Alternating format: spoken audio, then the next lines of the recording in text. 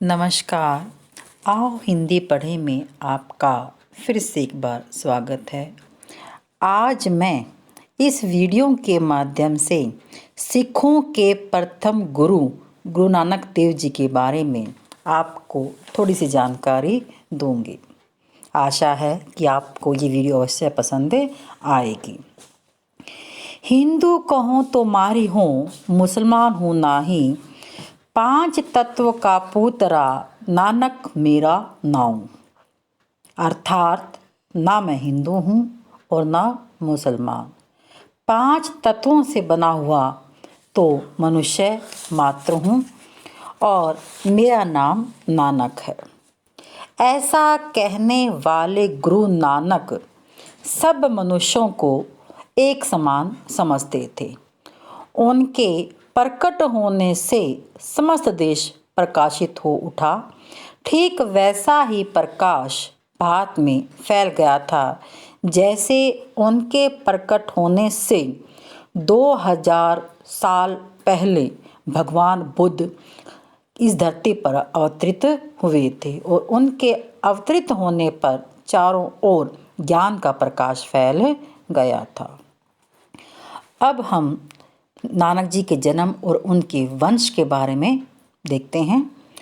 प्रत्येक वर्ष कार्तिक पूर्णिमा को गंगा स्नान पर्व मनाया जाता है, परंतु संवत 1526 की कार्तिक मास की पूर्णिमा का विशेष महत्व है, क्योंकि इसी दिन कालूराम पटवारी के घर तृप्ता की कोख से पंजाब के तलवंडी नामक ग्राम में गुरु नानक ने जन्म लिया। आजकल तलवंडी को ननकाना साहब कहा जाता है, जो वर्तमान में पाकिस्तान के लाहौर शहर से लगभग 40 मील दूर स्थित है। उनके जन्म पर माता पिता को बहुत खुशी हुई और उसकी शिक्षा दीक्षा का जब वे 5 साल के हुए तो शिक्षा दीक्षा के लिए उन्होंने गोपाल पंडित की पाठशाला में उनको भेज दिया था। लेकिन वहाँ पहुँचने के पश्चात वे पंडित जी से पढ़ने की बजाय तर्क वितर्क करने लगे और सबसे पहला प्रश्न उन्होंने पंडित जी से यही पूछा, गुरुजी आप मुझे क्या पढ़ाओगे? पंडित जी बोले, गणित और हिंदी। नानक ने फिर पूछा, मुझे गुरुजी करतार के को नहीं पढ़ाएंगे? इनमें मेरी रुचि नहीं है, अर्थात हिंदी और गणित में मेरी रुचि नहीं है, आप मुझे करतार का नाम पढ़ाई। करतार अर्थात ईश्वर को उन्होंने संबोधित किया था। बाल्यकाल से ही गुरु नानक का मन भक्ति तथा वैराग्य की ओर झुक गया था।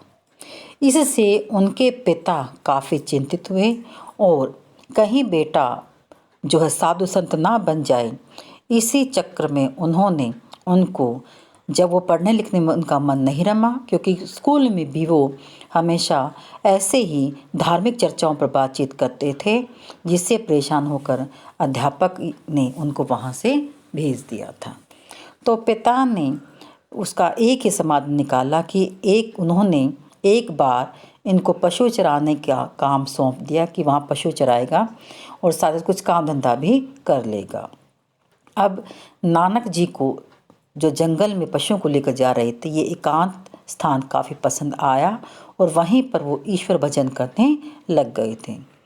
जब इनके पिता को इस बात का पता चला तो उन पर काफ़ी गुस्सा भी हुए और जब देखा कि बेटे का यहाँ भी मन नहीं रम रहा है और अभी भी भक्ति भावना में लीन है, तो इन्होंने कुछ पैसा देकर उन्हें कहा कि जाओ व्यापार संभालो और कोई सच्चा सौदा कर कर आओ।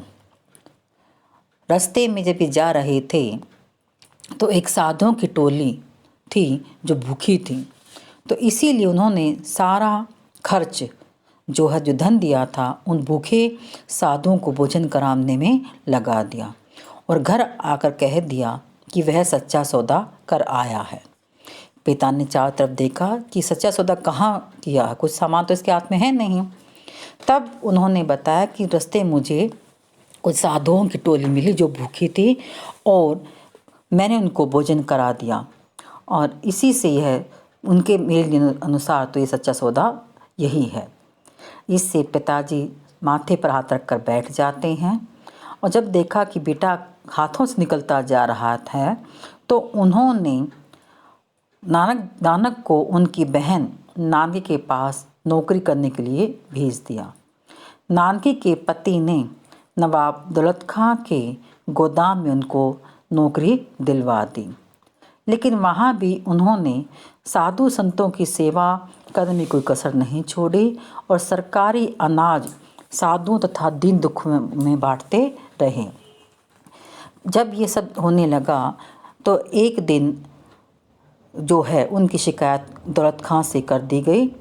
तब जांच की गई गोदाम की तो सारा माल बहुत वैसा का वैसा ही मिला जैसा था। तो वहाँ के सब लोग उनके प्रति श्रद्धा भाव रखने लगे थे।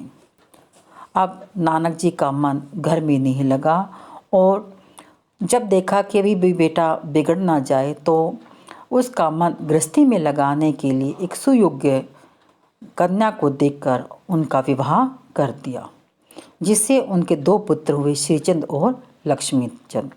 लेकिन गृहस्थ जीवन भी उनको बांध नहीं सका और वो एक दिन चुपचाप गृहस्थ जीवन को त्याग कर निकल पड़ते हैं धार्मिक प्रचार प्रसार के लिए। उन्होंने बाला व मर्दाना नामक 2 शिष्यों के साथ संपूर्ण भारत का भ्रमण किया। स्थान स्थान पर साधु संतों से ज्ञान की चर्चा की और जनसाधारण को अमृतवाणी का संदेश दिया। उनके उपदेशों में समस्त धर्मों का सार था, अर्थात उन्होंने सभी धर्मों को एक माना। भ्रमण करते हुए वे जिन जिन स्थान पर गए वहाँ धर्मशालाएं बनवाई। आज भी बनारस, प्रयाग, जगन्नाथपुरी तथा रामेश्वरम में बनी हुई धर्मशालाएं आपको अर्थात नानक को याद कर रही हैं। उन्होंने अत्यंत सरल पदों और भजनों में एकता तथा उदारता का उपदेश दिया। वह गुरु नानक देव की वाणी गुरु ग्रंथ साहिब में संकलित है, जो सिखों का पवित्र धार्मिक ग्रंथ है। अपनी धार्मिक रचनाओं के कारण वे हिंदी के संत कवियों में भी महत्वपूर्ण स्थान रखते हैं। नानक जी जो हैं व्यक्तित्व के बहुत गुणी थे और नानक देव जी ने रूढ़ियों और कुसंस्कारों के विरोध में सदैव अपनी आवाज़ बुलंद की। संत साहित्य में नानक अकेले चमकते सितारे हैं। कवि हृदय नानक की भाषा में फारसी, मुल्तानी, पंजाबी, सिंधी, खड़ी बोली, अरबी, संस्कृत और ब्रजभाषा के शब्द भी समाये हुए हैं। अर्थात वे जहाँ जहाँ पर भी गए वहाँ वहाँ उन्होंने वहाँ की जो भाषा के शब्दों को अपनी जो हैं वाणी में सम्मिलित करते चले गए। नानक जी ने जो है 28 साल में लगभग 2 उपमहाद्वीपों की यात्रा की और इस दौरान उन्होंने तकरीबन 60 से ज़्यादा प्रमुख शहरों का भ्रमण किया। जब गुरुजी मक्का की यात्रा पर थे तब मर्दाना उनके साथ थे। कहाँ कहाँ की यात्राएं की थी उन्होंने, मैं आपको भी बताती हूँ कि सबसे पहले उन्होंने पंजाब का भ्रमण किया। वे उत्तर, दक्षिण, पूर्व, पश्चिम चारों दिशाओं में घूमते रहे। उनकी ये यात्राएं 4 उदासियों के नाम से प्रसिद्ध हैं। पंजाब की यात्रा के बाद वे हरिद्वार गए। वहाँ उन्होंने अंधविश्वासों का खंडन किया था, क्योंकि उस समय हरिद्वार में जो है काफ़ी अंधविश्वास फैला हुआ था। दिनों दिन उनकी प्रतिष्ठा बढ़ने लगी और उनके शिष्यों की संख्या भी बढ़ने लगी थी। उत्तर भारत के समस्त नगरों की यात्रा कर वे रामेश्वरम और सिंगल द्वीप में तक पहुँचे, जिसे आज श्रीलंका कहते हैं। यहाँ पर उनका बहुत अधिक स्वागत हुआ। दक्षिण भारत से लौटकर उन्होंने हिमालय प्रदेश का भ्रमण किया।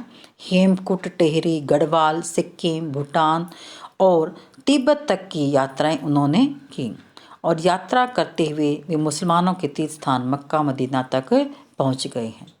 मक्का मदीना का एक किस्सा उनके जीवन का जो मैं आपको बताना चाहूँगी कि एक बार वो मक्का के पास जो दरगाह थी वहाँ थक कर सो जाते हैं। तो एक जो मुस्लिम व्यक्ति है वह आता है और उनको मक्का की तरफ पैर करते हुए सोता देखता है तो काफ़ी गुस्सा आता है और उसको धक्का देते हुए कहते हैं, उनको धदेड़ते हुए कि ये तुम कैसे सो, तुमने जो है मक्का की तरफ पैर कर कर रख रखे हैं। तो उन्होंने कहा, हे भाई मैं तो नींद में, मुझे पता ही नहीं चला, ऐसे ही करो कि तुम मेरे पैर दूसरी तरफ कर दो। और दूसरी तरफ करने के बाद उसे मक्का का जो है दरगाह वहीं दिखाई दी, यानी कि उन्होंने उनके पैरों को घुमाते रहे, जहाँ भी वे पैर घुमा कर रख देते थे वहीं पर उन्होंने देखते कि मक्का वहीं पर है। तब हार कर उस व्यक्ति ने जो है उनसे क्षमा मांगी। अब सभी धर्म एक समान, जीवन भर भ्रमण करते हुए नाना धर्मानुयायियों के संसर्ग में रहते उन्होंने यह जान लिया था कि बाहर से अलग दिखाई देने वाले सभी धर्म वास्तव में एक है। सभी धर्म त्याग, सेवा, सचरित्रता और भगवत भक्ति की शिक्षा देते हैं तथा सभी मिथ्याचार, आडंबर, असत्य एवं संकीर्णता का विरोध करते हैं। वे कहते थे, सच्चे इस्लाम धर्म का हिंदू धर्म से कोई विरोध नहीं है। गुरुजी कहते थे कि पाखंड को छोड़ो, आडंबर में मत लगाओ, भगवान से सच्ची लो लगाओ, शांति मिलेगी। उन्होंने भारतीयों को सच्ची मानवता का उपदेश दिया था। नानक जी के 10 सिद्धांत प्रमुख थे। ईश्वर एक है, सदैव एक ही ईश्वर की उपासना करो, जगत का कर्ता सब जगत और सब प्राणी मात्र में मौजूद है, सर्वशक्तिमान ईश्वर की भक्ति करने वालों को किसी का भय नहीं रहता, ईमानदारी से मेहनत करके उदर पूर्ति करना चाहिए, बुरा कार्य करने के बारे में न सोचो और न किसी को सताएं, सदा प्रसन्न रहना चाहिए, ईश्वर से सदा अपने को क्षमाशीलता मांगना चाहिए, मेहनत और ईमानदारी से कमाई करके उसमें से ज़रूरतमंद को कुछ देना चाहिए, स्त्री और पुरुष बराबर हैं, भोजन शरीर को जिंदा रखने के लिए ज़रूरी है, पर लोभ लालच व संग्रह वृत्ति बुरी है। तो ये जो उनके 10 प्रमुख सिद्धांत थे, इन 10 सिद्धांतों को उन्होंने देश विदेश में जो उसका खूब प्रचार प्रसार किया। और जब ये भ्रमण करने के पश्चात बगदाद से अपने देश यानी भारत पहुँचे तो संपूर्ण देश के लोगों ने उन्हें पीर कहना शुरू कर दिया था। भारत आने के पश्चात उन्होंने पंजाब में करतारपुर गांव बसाया। सन 1538 ईस्वी में उन्होंने अपना शरीर त्याग दिया और शरीर त्यागने की यह सूचना उन्होंने अपने शिष्यों को पहले ही दे दी थी। सिख धर्म आज भी हमें गुरु नानक देव का पुनर्स्मरण कराता है। गुरु नानक तत्वज्ञानी संत थे, उन्होंने पदभ्रष्ट मानवता को दिव्य मार्ग का प्रदर्शन किया। तो ये थे गुरु नानक जी के बारे में थोड़ी सी जानकारी। आशा है कि आपको अवश्य अच्छी लगेगी।